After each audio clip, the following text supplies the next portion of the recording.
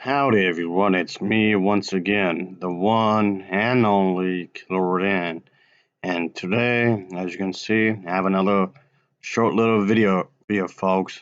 So I just want to talk about another episode of what I've been doing of when it comes to cinema, films that were never produced for whatever reason. They were planned to, but they just weren't. Of course, there's going to be many behind the scenes issues. Like I said before, of course, this is not meant to discourage anybody. They just take it as a way to give you a bit of a warning, of course.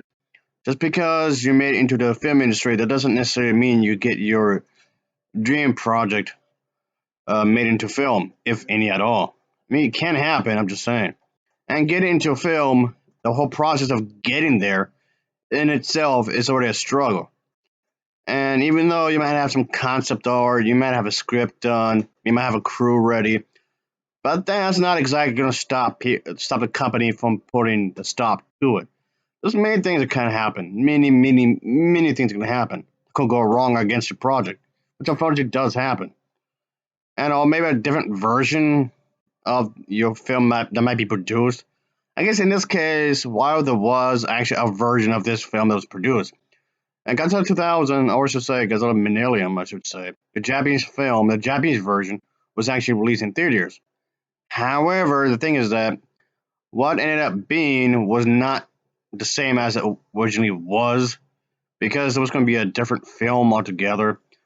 This was going to be a part of a different series of other films, the Millennium series, which basically is kind of like an episodic kind of thing. Each individual one, with the exception of two movies, was going to have its own self-containing story, really, and and this was no exception, like at all.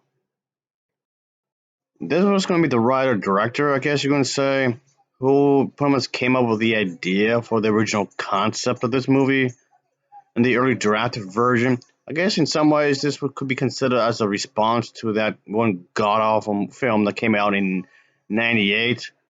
And yes, of course, it deserves all the marketing that came towards it over the years.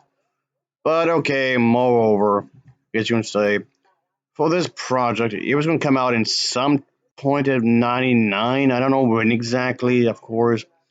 Yeah, before somebody had done a fleshed out version of the script of screenplay.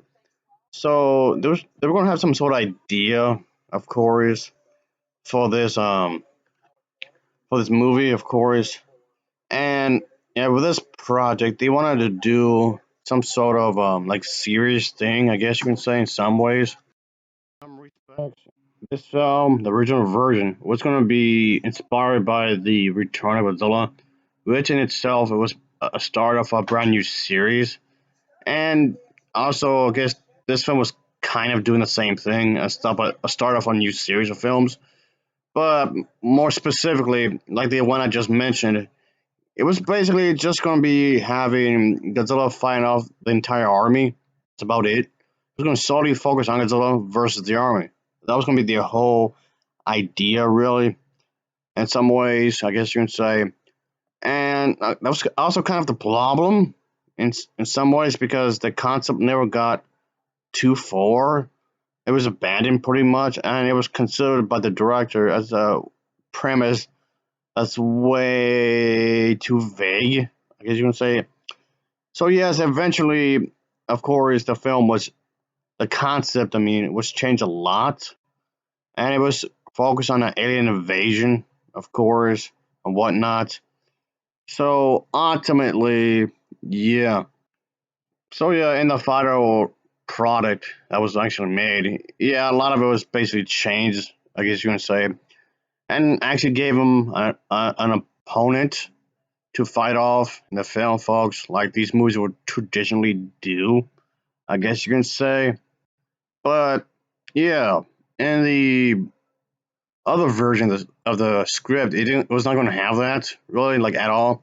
It was basically just going to center around the idea that humanity had to deal with Godzilla again because you know radiation and all that, war and all that stuff.